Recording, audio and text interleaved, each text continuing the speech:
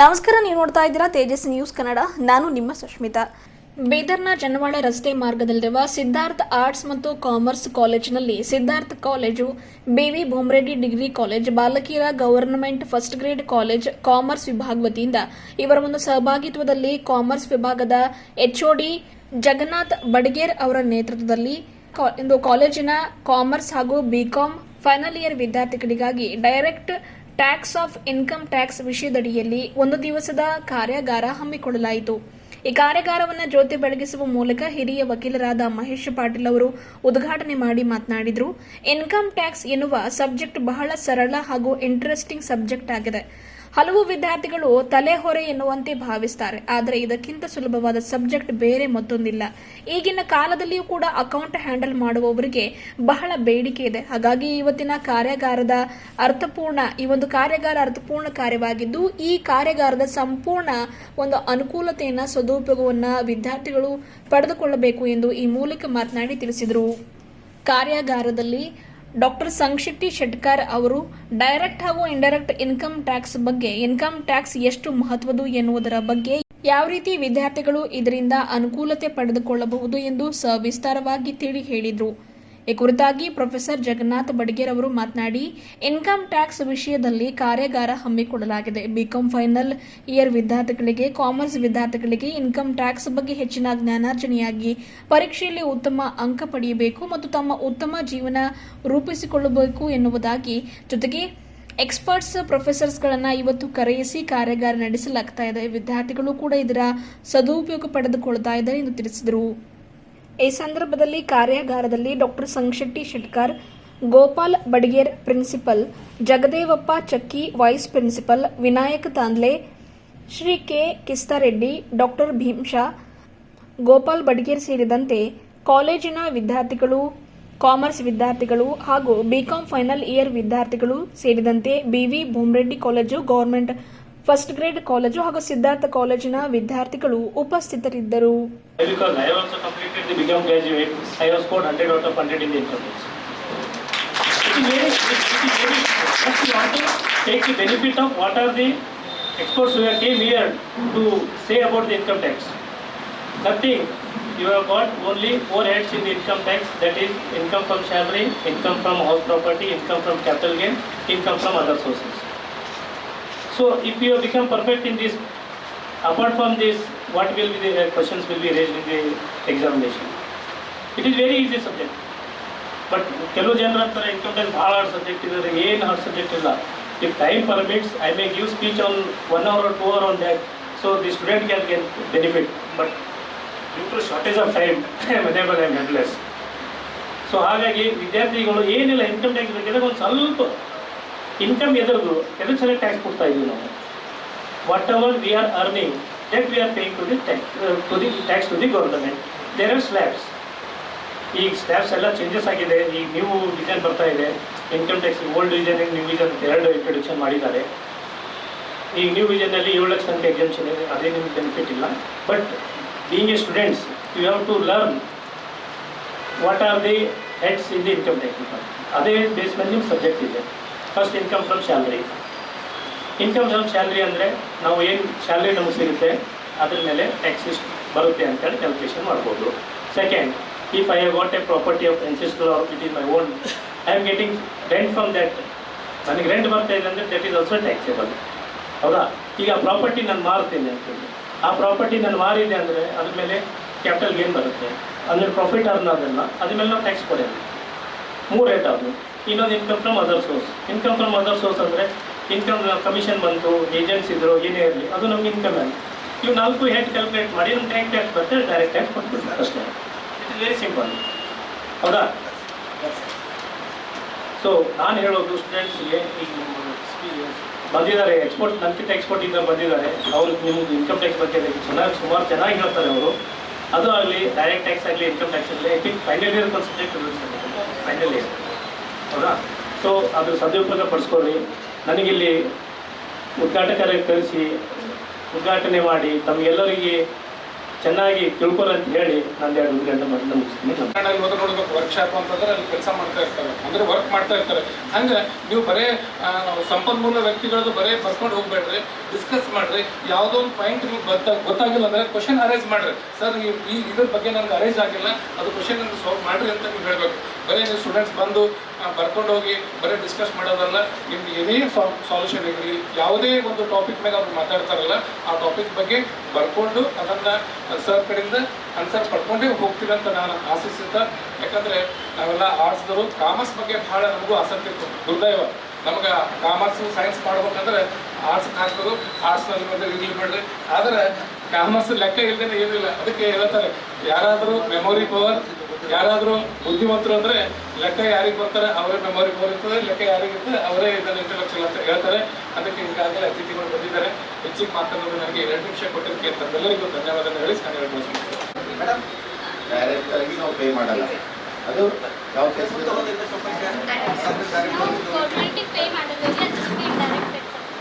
Direct ಆಗಿ ನಾವು ಗೌರ್ಮೆಂಟಿಗೆ pay ಮಾಡಲ್ಲ, ಇಂಡೈರೆಕ್ಟ್ ಆಗಿ ಪೇ ಮಾಡ್ತೇವೆ. ಅದಕ್ಕೆ indirect tax. Okay, is correct. ಈಗ ಡೈರೆಕ್ಟ್ ಕೊಡ್ರಿ, ಡೈರೆಕ್ಟ್ ಟ್ಯಾಕ್ಸ್ ಕರೆಕ್ಟಾ? Incident and impact is on a different person, then it is called as indirect tax. ಕರೆಕ್ಟಾ? ಈಗ ಜಗಳ ಆಗಿತ್ತಂದ್ರೆ ಒಂದು ಸರ್ತಿ ಏನು ಜಗಳ ಆಗಿತ್ತಂದ್ರೆ ಡೈರೆಕ್ಟ್ ಟ್ಯಾಕ್ಸ್ ನಾ ಸುಪೀರಿಯರ್ ಅಲ್ಲತ್ತಿತ್ತಂತ, ಇಂಡೈರೆಕ್ಟ್ ಟ್ಯಾಕ್ಸ್ ನಾ ಸುಪೀರಿಯರ್ ಅಲ್ಲತ್ತಿತ್ತಂತ. ಯಾವುದು ಸುಪೀರಿಯರ್ ಆಗಾದ್ರೆ which is better, direct tax or indirect tax? Direct tax superior ಅಂತ್ರಿ. But as per the statistics, indirect tax is more than the direct tax in India right now. ಭಾರತದಾಗ indirect tax ಹೆಚ್ಚಿಗೆ ಅದ ರೀ. Collection, we are talking about collection of revenue. Indirect tax is more than the direct tax. ಯಾವುದು superior ಅಲ್ಲ, but ಎರಡು important.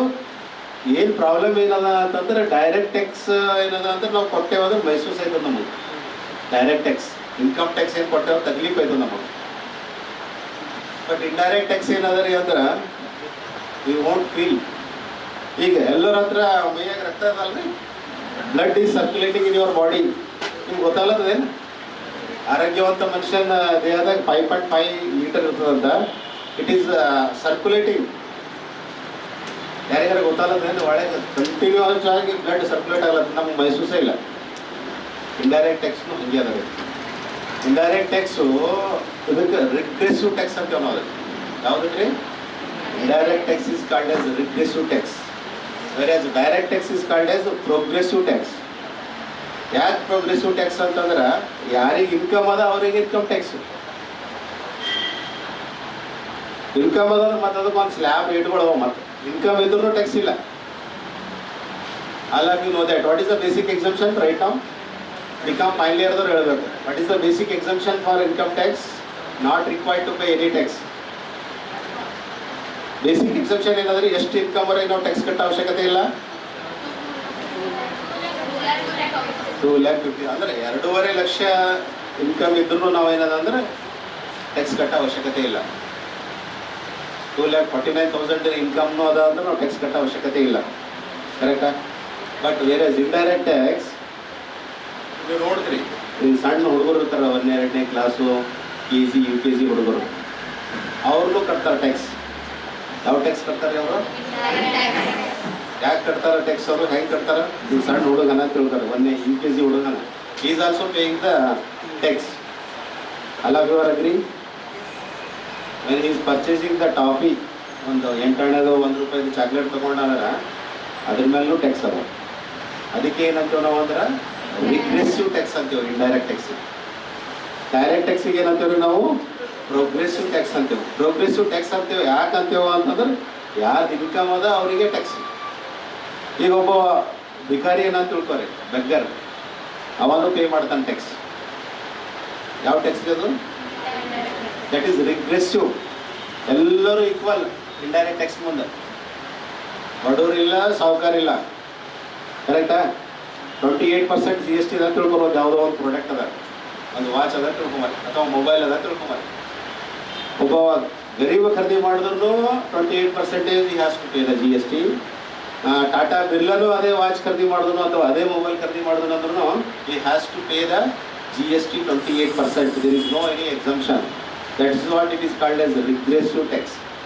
ಹೀಗಾಗಿ ಇಲ್ಲಿ ಎಲ್ಲರಲ್ಲಿ ಉಸುಲು ಮಾಡ್ತದದು, ಅದಕ್ಕೆ ಅದು ಹೆಚ್ಚಿಗದ. The revenue of the indirect tax is more than the direct tax because ಯಾರಿಗೂ ಮಾಫಿಲ್ಲ ಇಂಡೈರೆಕ್ಟ್ ಟ್ಯಾಕ್ಸ್, ಎಲ್ಲರೂ ಈಕ್ವಲೇ, ಕರೆಕ್ಟಾ? But we are talking about only direct tax. ಇದು ಸ್ವಲ್ಪ ನಿಮಗೆ ಐಡಿಯಾ ಬರಲಿ ಅಂತೇಳಿ I am giving the difference between direct tax and indirect tax. Let us move towards the direct tax, ಕರೆಕ್ಟಾ? ಈಗ ಇನ್ನೊಂದು ಕ್ವಶನ್ ಏನದ ಅಂದ್ರೆ, how many people are paying direct tax? Anybody having the idea? Government employ ಅಷ್ಟೇ ಕಟ್ತಾರೆ direct tax. I am talking about only 1% of our population. 1%. What is our right now population? Just other Indian population? 140 crore. Okay, 140 crore. 1% is just what is the 1% of 140? 1.4 crore. 1.4 crore people are only paying the direct tax in India. But whereas indirect tax, all the people, 140 crore people, ಬಿಟ್ಕೊಡ್ರ 20 crore ಸಣ್ಣ ಹುಡುಗರ ಏನೋ ಹುಟ್ಟಿಲ್ಲ ಅಂದ್ರೆ 120 crore people are paying indirect tax. But only 1.5 crore people are paying direct tax. It is neck to the neck of indirect tax. ಆದರೆ ಇಂಡಿಯಾದಲ್ಲಿ ಇದ್ವಿ previous year data 19.38 lakh crore revenue is collected through direct tax in India.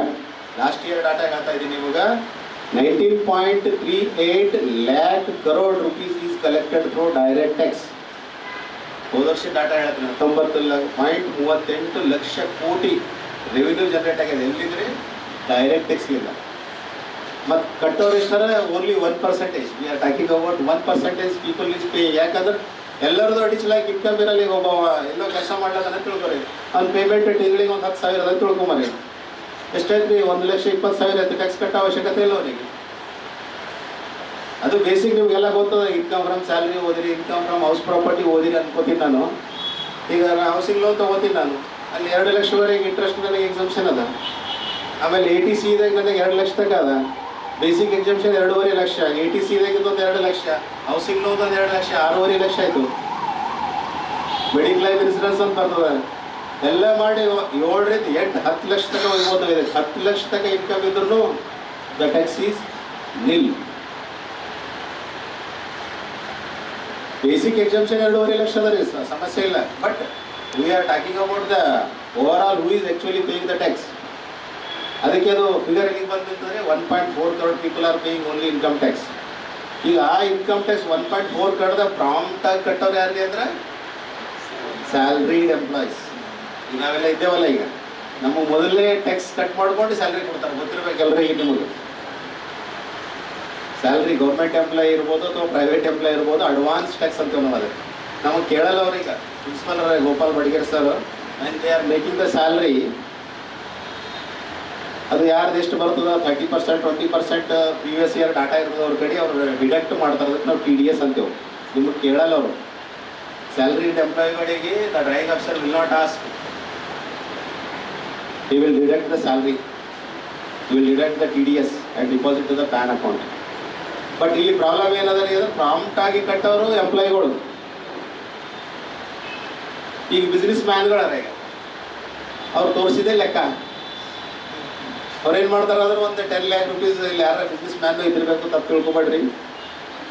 Correct. The commerce intention is create the entrepreneur.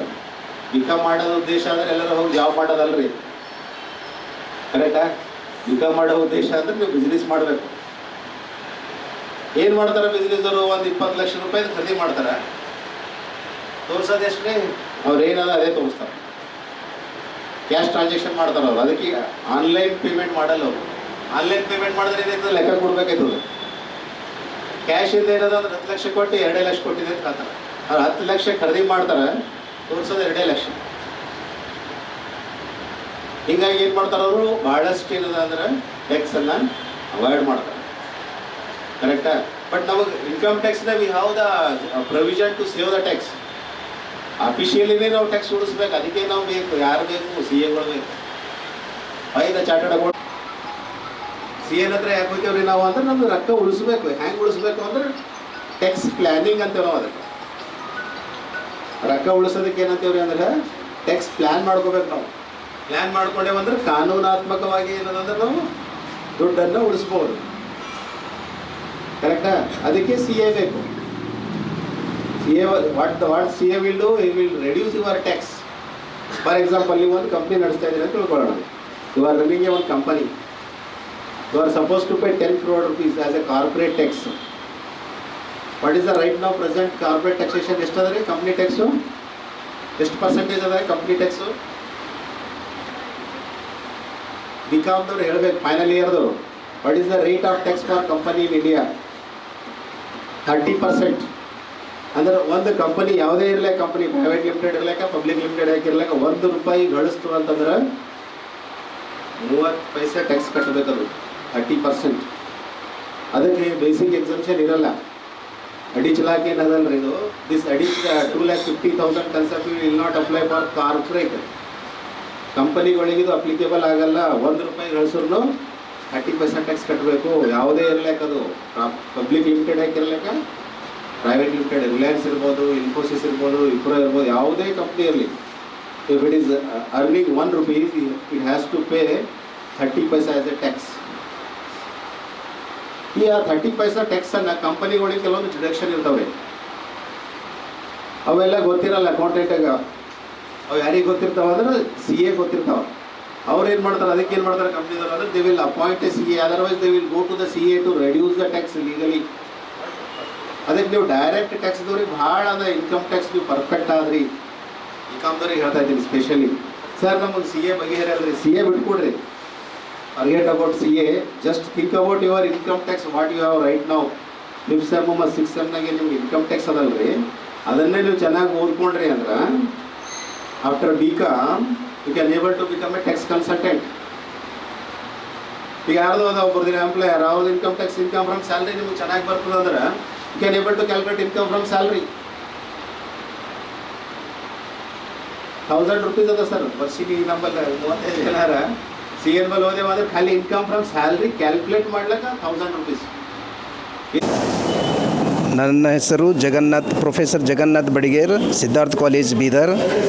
ಇಂದು 13/6/2023 24ರಂದು ಒಂದು income tax ಮೇಲೆ ಒಂದು ವರ್ಕ್ಶಾಪನ್ನು conduct ಮಾಡ್ತಾಯಿದ್ದೀವಿ.